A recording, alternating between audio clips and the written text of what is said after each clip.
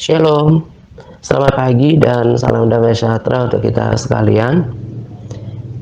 Saya ucapkan selamat pagi dan juga salam damai sejahtera untuk para sahabat yang ada di New MTRC Advance, untuk saudara yang ada di Big Intermediate Group, grup pemberitaan awal, dan juga siapapun yang menyaksikan video saya di TRC Channel.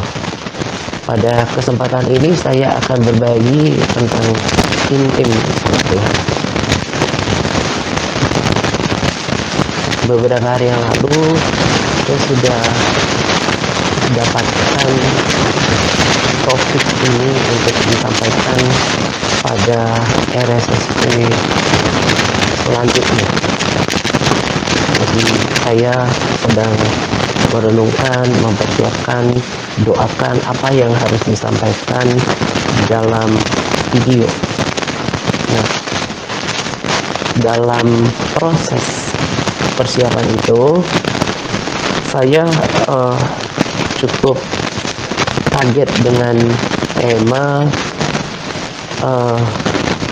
khotbah hamba Tuhan yang biasa saya rekomendasikan videonya untuk kita saksikan di grup-grup WA. Ternyata tema yang beliau sampaikan sama dengan tema yang sudah saya dapatkan di dalam hati dan pikiran saya gitu. Nah, saya kemudian sedikit ya cukup penasaran gitu ya, cukup penasaran untuk mendengarkan apa yang diulas ya, apa ulasan dari khotbah beliau gitu. Nah, ternyata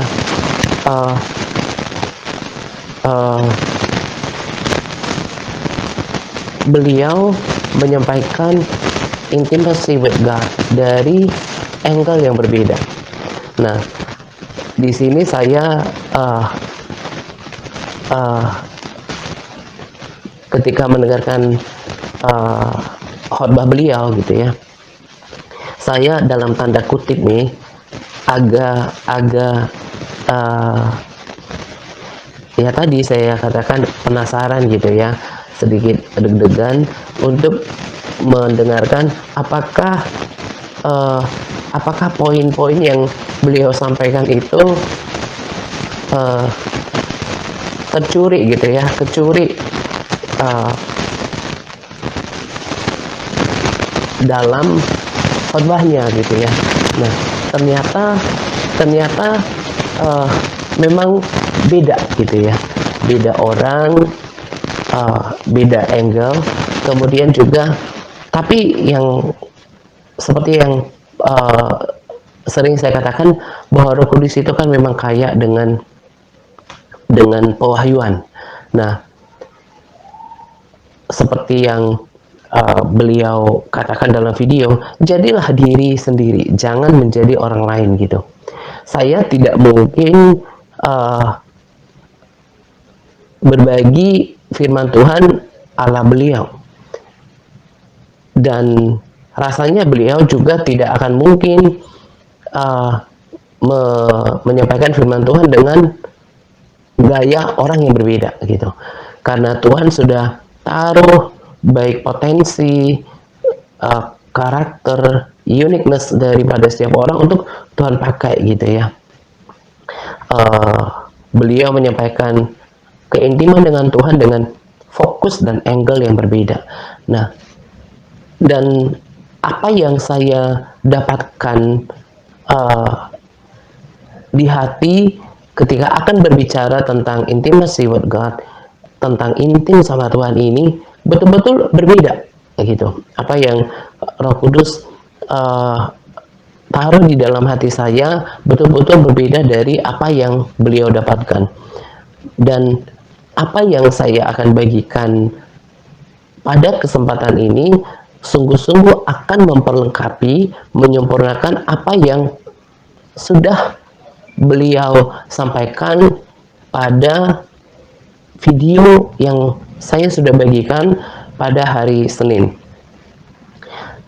Biasanya kan saya bagikan rekomendasi video pada pertengahan minggu. Nah, tetapi kemarin lusa saya kemarin lusanya hari ini begitu ya. Ini saya rekaman hari hari Senin. Nah, saya sengaja untuk menyajikan itu dulu, video dari beliau sebagai pengantar dan juga sebagai pembahasan dengan angle yang berbeda terkait dengan keintiman dengan Tuhan. Nah, kali ini saya akan memperlengkapi apa yang sudah kita dapatkan dari rekomendasi video tersebut terkait dengan keintiman dengan Tuhan. Tentunya dengan Allah atau sorry Mungu gitu ya, yang memiliki karakter dan juga penekanan yang berbeda dengan bahasa yang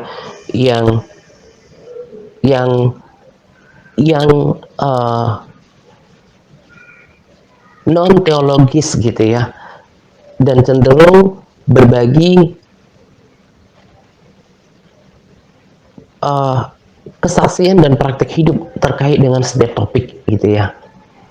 Nah, di hari-hari yang lalu ketika saya dapatkan tentang topik ini, saya berdoa gitu ya untuk poin-poin apa, pesan-pesan apa yang harus disampaikan.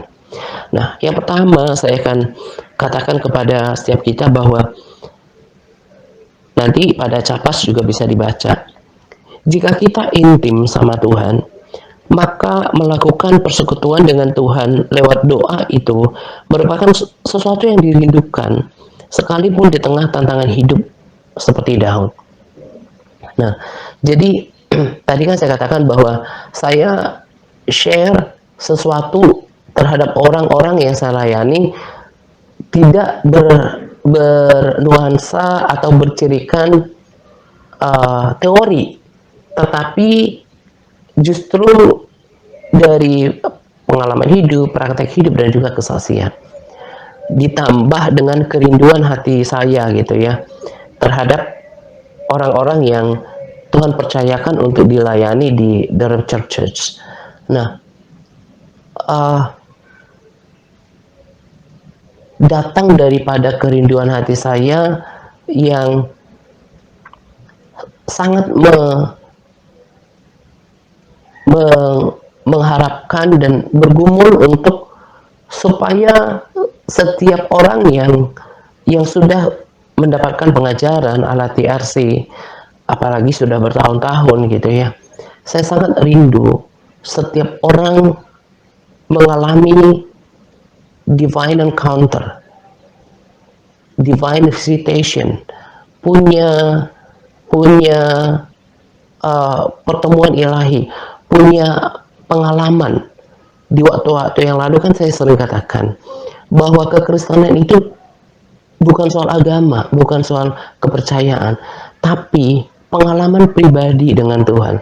Karena Tuhan yang kita sembah itu adalah Tuhan yang hidup. Dia juga Bapa bagi kita, dan Tuhan kan ada, bisa kita temui di dalam doa. Tuhan bertahta dalam pujian penyembahan.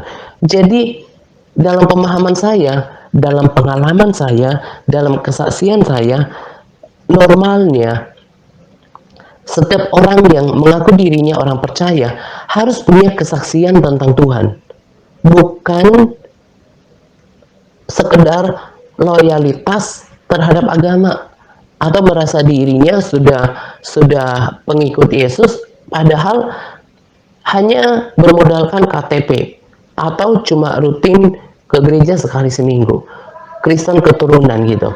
Nah, jadi lebih daripada itu, saya katakan itu karena datang dari pengalaman pribadi saya gitu ya. ketika sebetulnya ketika saya mengalami pertemuan ilahi dengan Tuhan ketika di kamar kos dulu, ketika rasanya kalau tidak semester 2 atau semester 3, saya sudah pernah saksikan itu ketika saya putar lagu, waktu itu masih kaset berbentuk pita itu, saya dengarkan pujian penyembahan dari seorang penyembah, saya menari-nari, saya melompat-lompat sampai keringatan waktu itu di kamar kos saya. Dan saat itu saya merasakan sukacita yang belum pernah saya rasakan sebelumnya, dan seolah beban hidup saya ditanggalkan dan saya mengalami kasih Tuhan yang luar biasa. Karena saya dulu adalah seorang anak yang totally rejected, seorang yang tertolak total dari kandungan. Jadi ketika saya mengalami Tuhan waktu itu, saya rasakan sukacita yang belum pernah saya alami. Saya merasa beban saya ditanggalkan dan saya ada rasa penerimaan yang tanpa syarat. Nah, sebetulnya sejak saat itu kekristenan saya sudah berubah. Saya dimuridkan, tetapi ketika gereja yang pertama sekali saya bertemu, kemudian bubar gitu ya, lalu kemudian saya merantau ke Jawa, saya berpikir saya harus bekerja, saya memulai karir saya. Nah, ketika itu kerohanian saya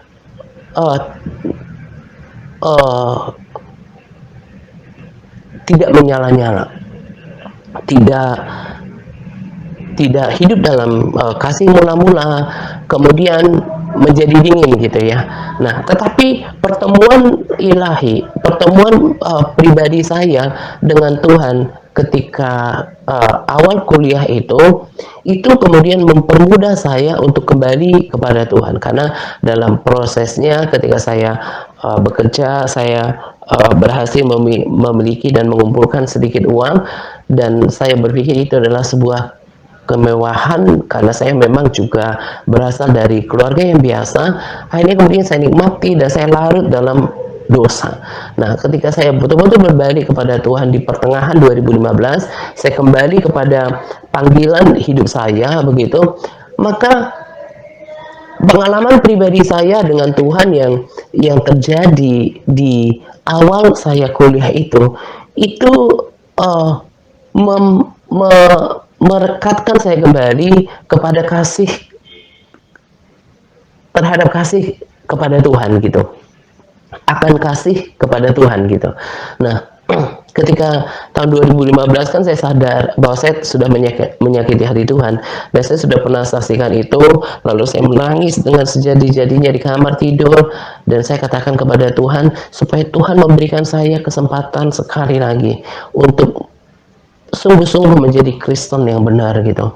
Saya memulai pertobatan yang kedua ini, kesempatan yang kedua ini lebih dramatis lah ya daripada pertemuan yang pertama dengan Tuhan.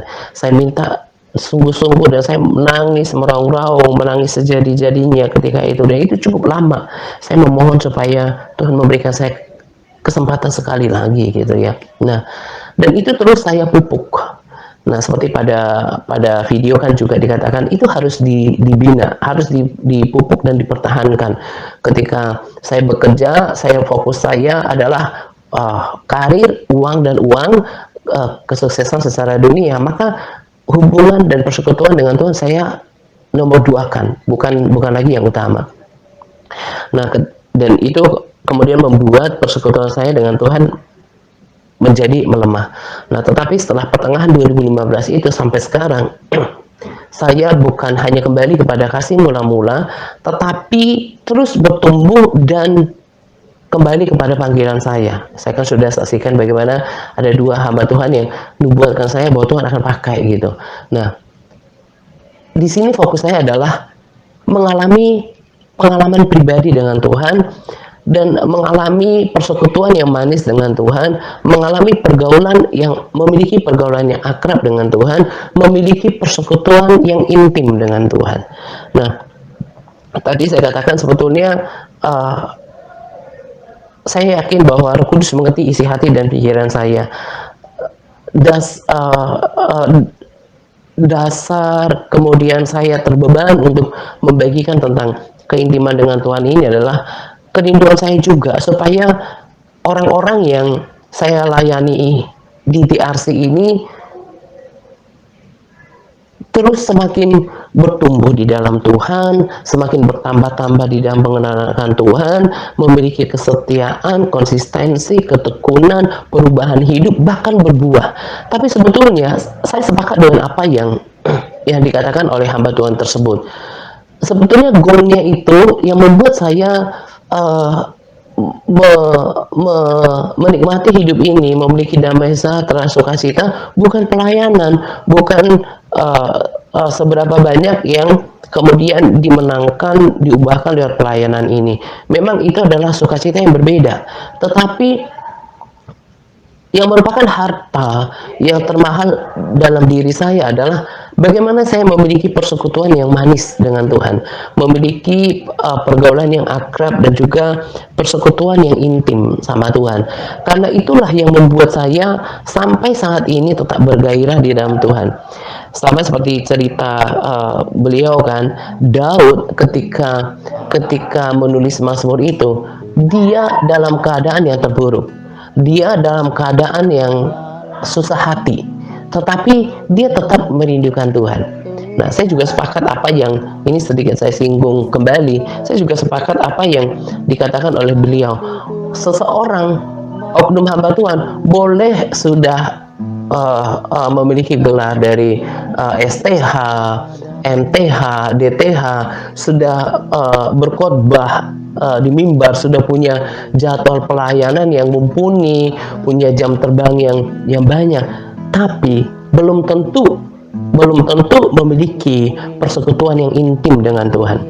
Saya dan bagi saya pribadi sama, kemegahan saya bukanlah pelayanan, kemegahan saya adalah bagaimana saya memiliki kedekatan dengan Tuhan. Jadi kalau para sahabat perhatikan tema-tema penyembahan yang saya lakukan adalah itu tentang kedekatan dengan Tuhan.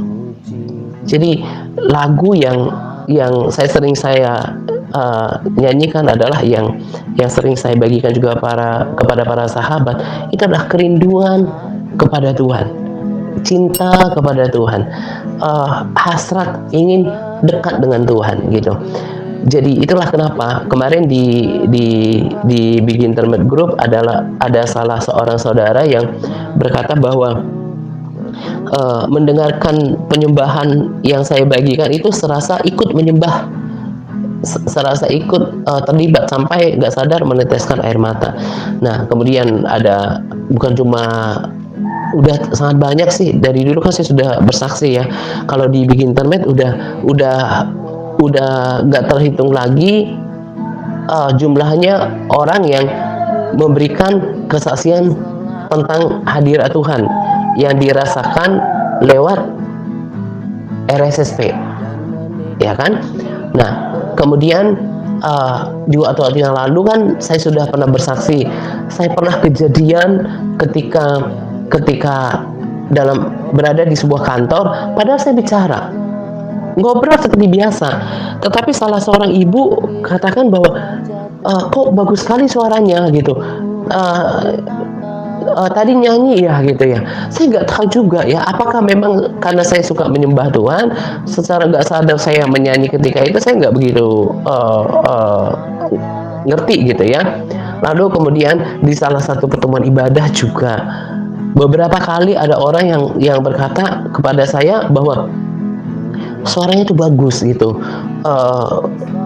worship leader ya gitu ya. Nah, tetapi yang saya mau katakan bahwa yang benar itu, yang komentar yang sangat jujur menurut saya adalah Bu Ayu yang ada di New MTRC. dia pernah ngobrol kepada saya. Dia bilang bahwa, "Pas, kenapa ya kok ketika saya dengarkan pujian penyembahan Pas gitu, air mata saya nggak berhenti menetes gitu ya." Nah, dan Bu Ayu juga minta izin mau simpan, ada rekaman PPW tertentu, beberapa orang juga simpan gitu ya, karena sangat memberkati hidup mereka. Apa yang membuat, yang tadi saya katakan bahwa Bu Ayu itu memberikan komentar yang paling ideal. Bu Ayu katakan seperti ini, Pas itu Pak atas sorry bungkuk ya. Sebetulnya suaranya sih biasa aja gitu ya.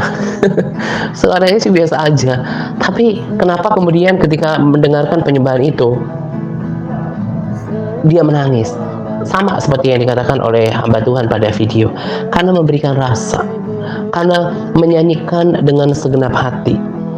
Nah, kenapa kalau misalnya ketika katakan kepada orang yang kita cintai gitu ya, I love you, misalnya, aku sayang gitu ya, sayang sama kamu, apalagi dengan tatapan mata yang yang juga mengekspresikan cinta gitu ya. Itu kenapa? Karena ada rasa itu timbul dari apa? Hati yang mencintai Tuhan.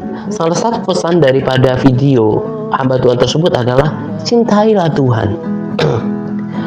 Saya sudah sering katakan bahwa saya tahu sekalipun pelayanan saya secara pandangan manusia tidak besar seperti ini, tidak punya panggung yang megah seperti hamba Tuhan yang kalian bisa saksikan di luar sana gitu ya. Tetapi saya tahu siapa yang intim sama Tuhan, siapa yang karena memang punya kesempatan gitu ya, punya kesempatan memiliki pelayanan yang besar seperti itu.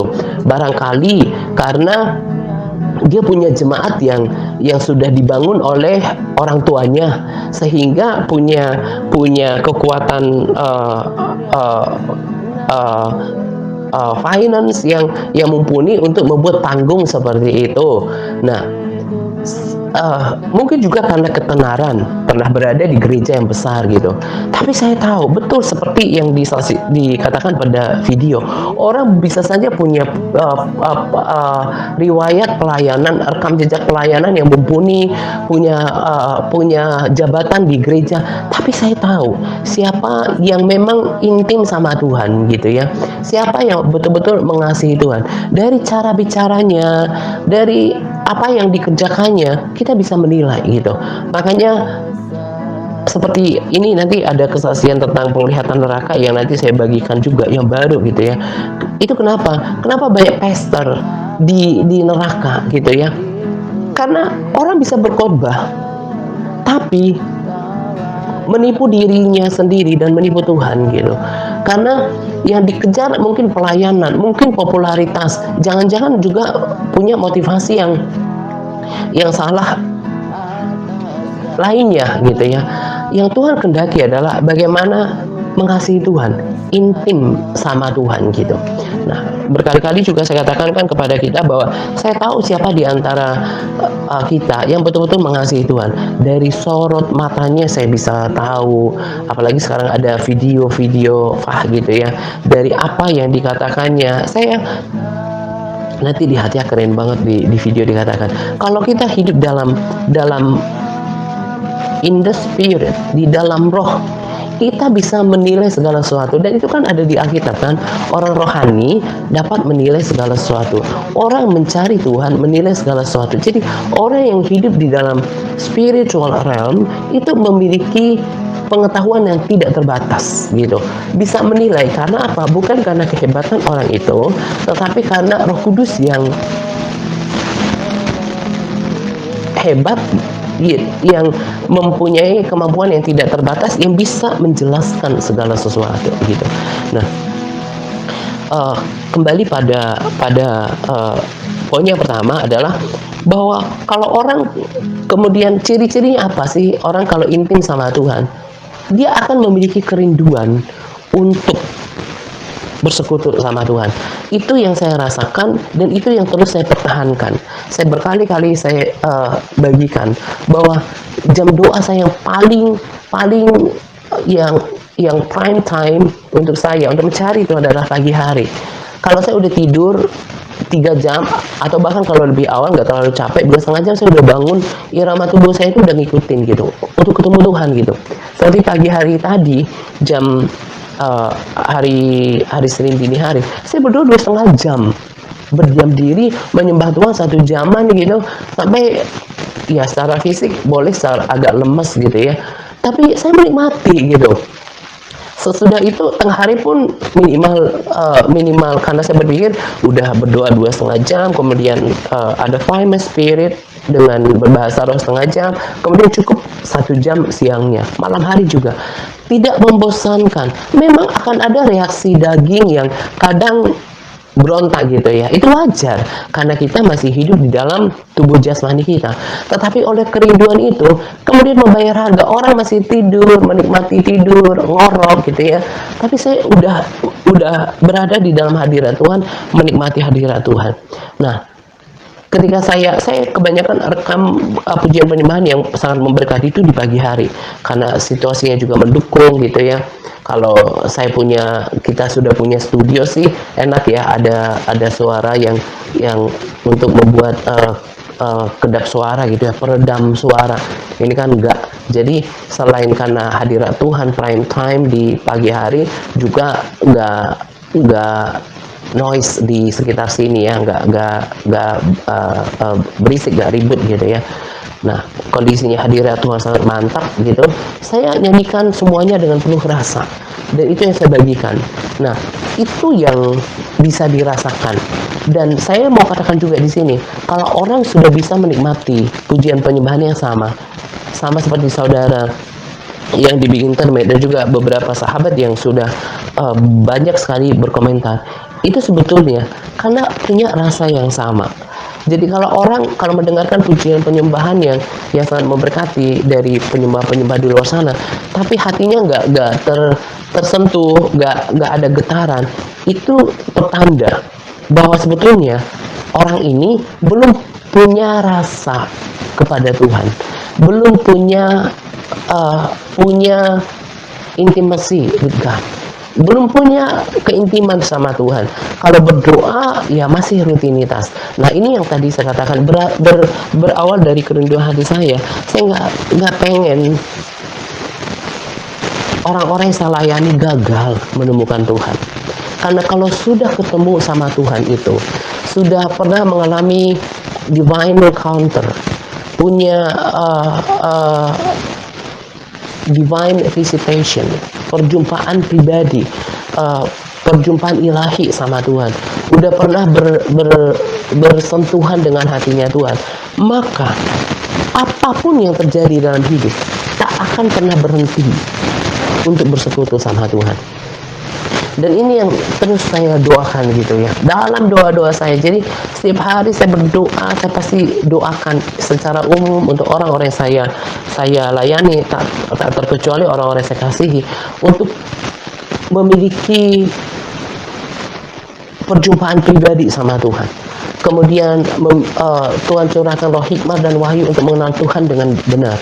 Karena kalau ini nggak dimiliki, nggak punya pengalaman pribadi sama Tuhan, nggak memiliki kedekatan hati sama Tuhan, belum punya rasa kasih sama Tuhan, belum mencintai Tuhan, maka yang terjadi adalah seperti orang-orang yang tidak jarang yang telah mengikuti perjalanan pelayanan ini sejak 2015. Waktu akan menyatakan bahwa orang ini akan mundur teratur. Kenapa? Mundur teratur dari jam-jam doanya, mundur teratur dari pembacaan firman yang dilakukan, mundur teratur dari aktivitas rohani. Kenapa? Karena semuanya nggak pakai rasa, cuma rutinitas gitu. Maka orang seperti ini boro-boro mau berbuah, bertumbuh saja enggak, karena semua rutinitas gitu.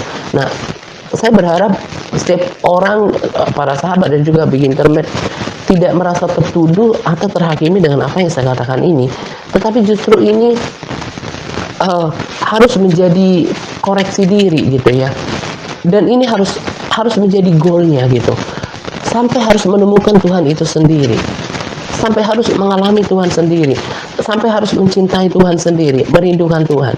Saya udah saksikan kok, dan itu confirm kenapa orang ini ya menjadi berhenti melakukan doa-doanya. Tadinya saya lihat, oh sudah mulai 2 kali sehari berdoa, bahkan ada yang 3 kali. Kenapa kemudian undur? Gak pakai rasa.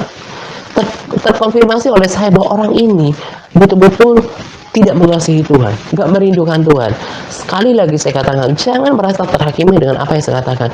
Ini sebetulnya pernyataan keprihatinan saya gitu ya.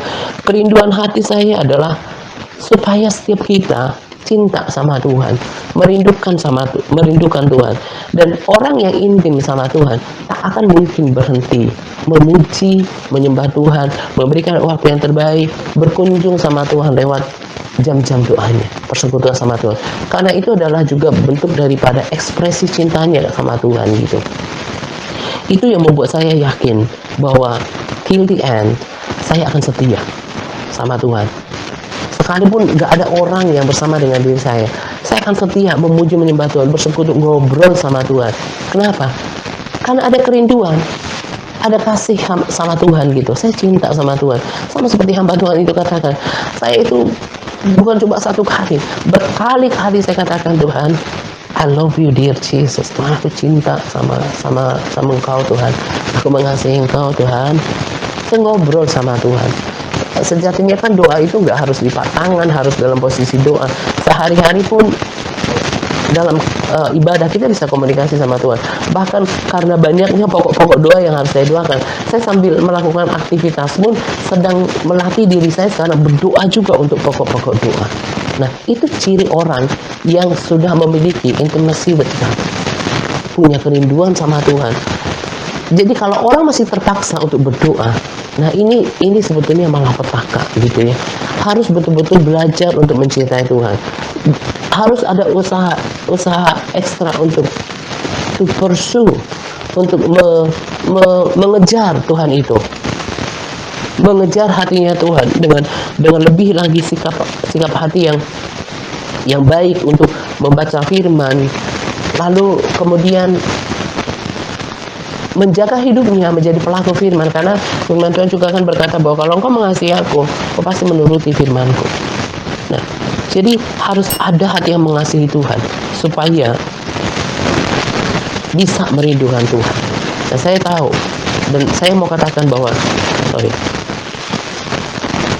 kegagalan puluhan orang untuk setia bersama dengan pemuritan dan pertumbuhan di DAC adalah kegagalan untuk mencintai Tuhan.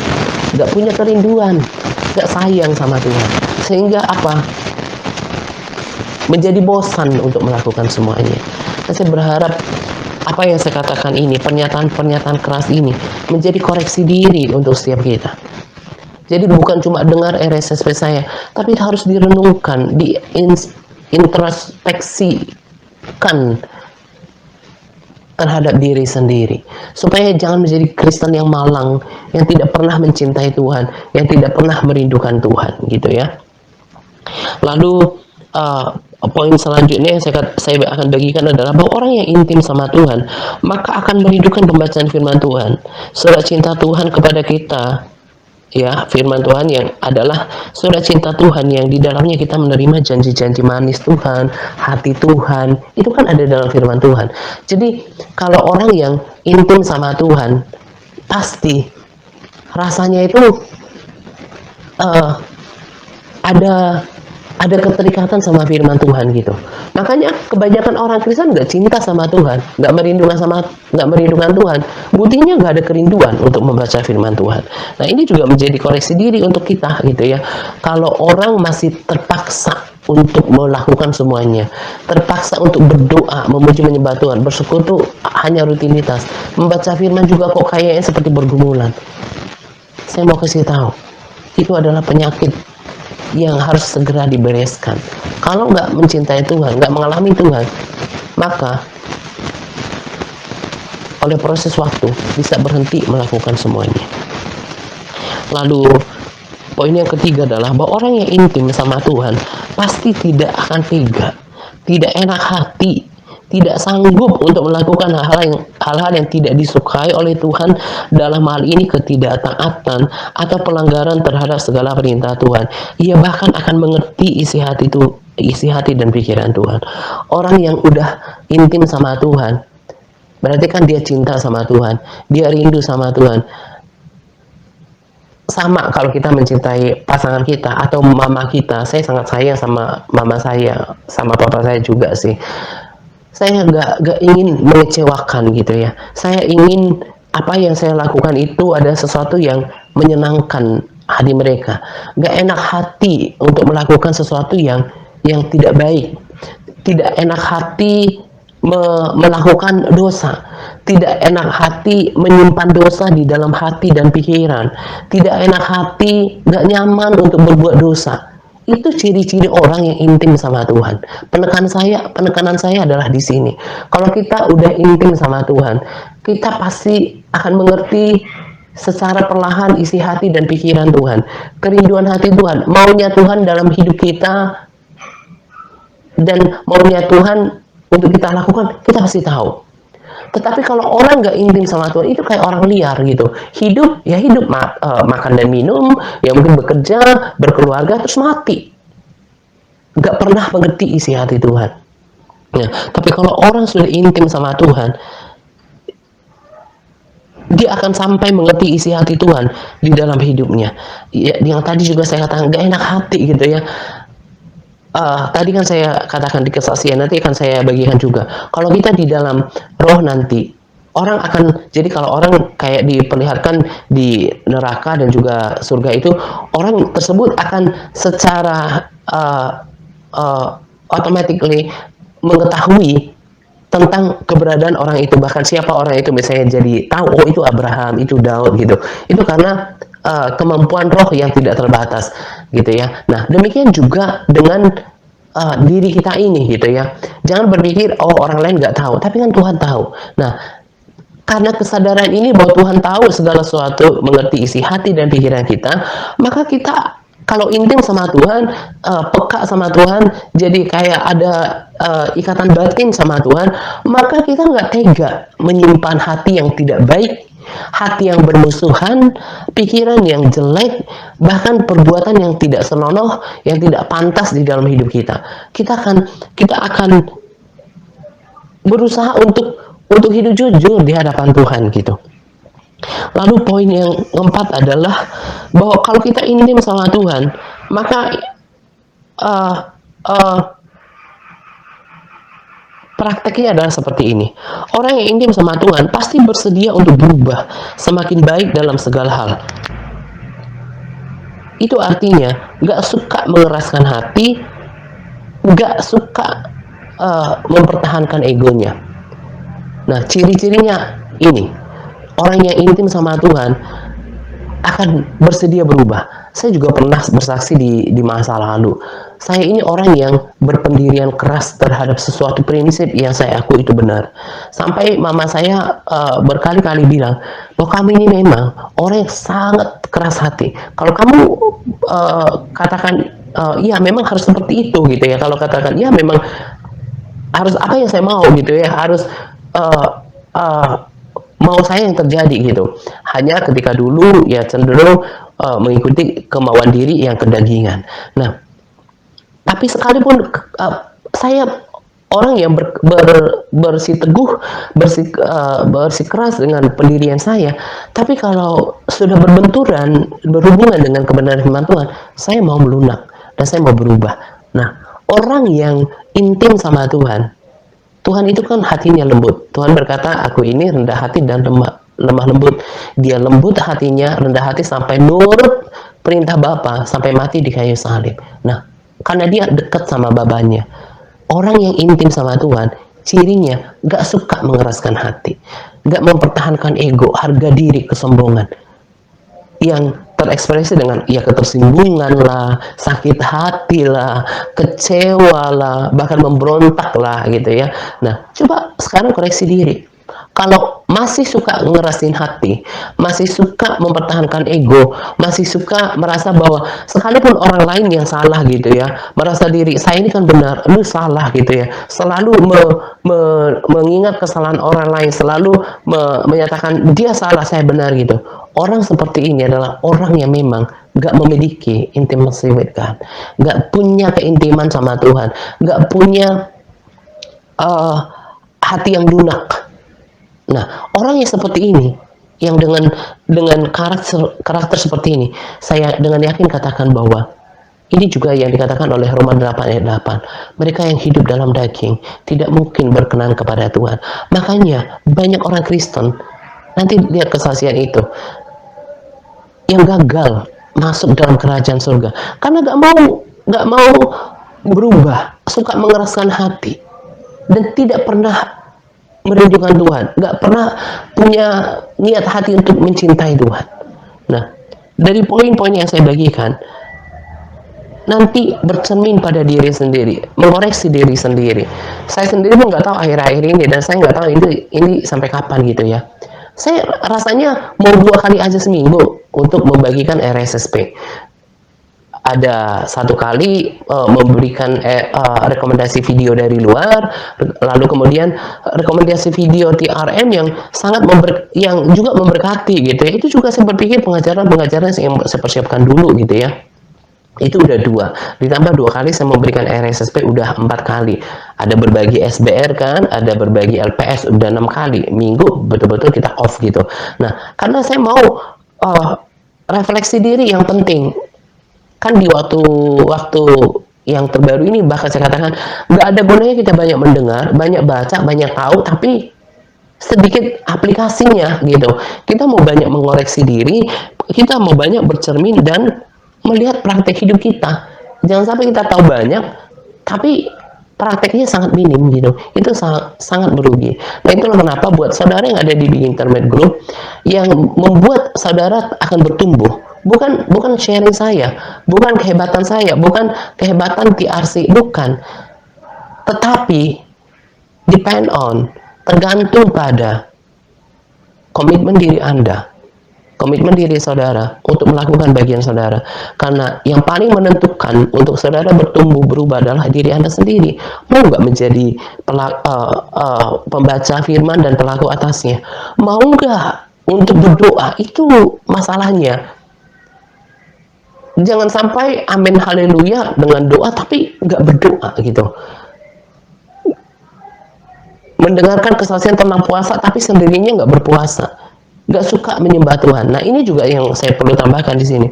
Kalau orang cinta sama seseorang, pasti suka memberikan pujian dengan kata-kata.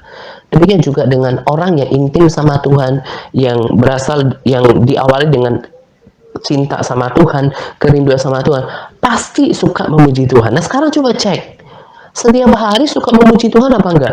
Apa cuma berdoa ya bengang-bengong, kemudian ya karena udah berpikir bengang-bengong aja nih gitu ya, kemudian berdoa pokok-pokok doa selesai gitu. Saya membagikan rekomendasi video, betul, bukan karena suaraku bagus.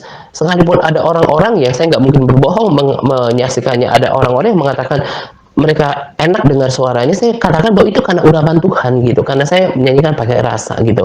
Saya bagikan itu bukan pamer suara, tapi supaya para sahabat saudara bisa diberkati dengan hadirat Tuhan.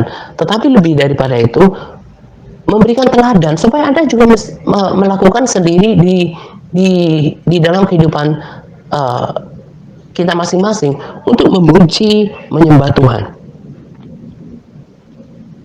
Supaya apa? Supaya tetap menyala-nyala, bersemangat, dan semakin hari semakin mengalami persekutuan dan keintiman sama Tuhan. Nah, saya berharap apa yang saya bagikan pada kesempatan ini menjadi introspeksi, menjadi cerminan, dan juga koreksi, peringatan untuk setiap kita. Jangan kita terus-menerus menjadi orang yang bodoh. Itu kan yang saya dalam tanda kutip tentang daripada praktik kekristenan mayoritas. Sudah puluhan tahun jadi orang Kristen, tapi apakah sudah lulus dalam hal praktik berdoa? Sudah lulus dalam mengikat persekutuan dengan pergaulan dengan firman Tuhan, menjadi pelaku dan juga berdoa. Itu yang saya dalam tanda kutip berseberangan, sehingga saya nggak mau pelayanan yang saya jalankan sama dengan kekristenan yang lama. Nah, karena itulah kenapa saya terus menekankan praktek gitu. Karena oleh praktek hidup inilah yang kemudian mengubahkan kehidupan kita, dan juga saya percaya akan menyelamatkan orang Kristen itu sendiri. Nah, perhatikan apa yang saya bagikan pada kesempatan ini, gumuli, doakan, dan juga renungkan, koreksi, bercermin atasnya, supaya di kemudian hari semakin mengenali diri kita sendiri dan semakin mengejar persekutuan dan keintiman dengan Tuhan. Nah, ini saja yang saya mau bagikan untuk kita pada pagi hari ini. Kiranya menjadi berkat, motivasi, cerminan, koreksi, peringatan, dan motivasi gitu ya. Nah, selamat menjelang 2 pagi untuk kita sekalian. Semangat berpuasa kepada para sahabat yang terus bersemangat dalam berpuasa. Semangat par. Tuhan Yesus memberkati kita sekalian. Amin.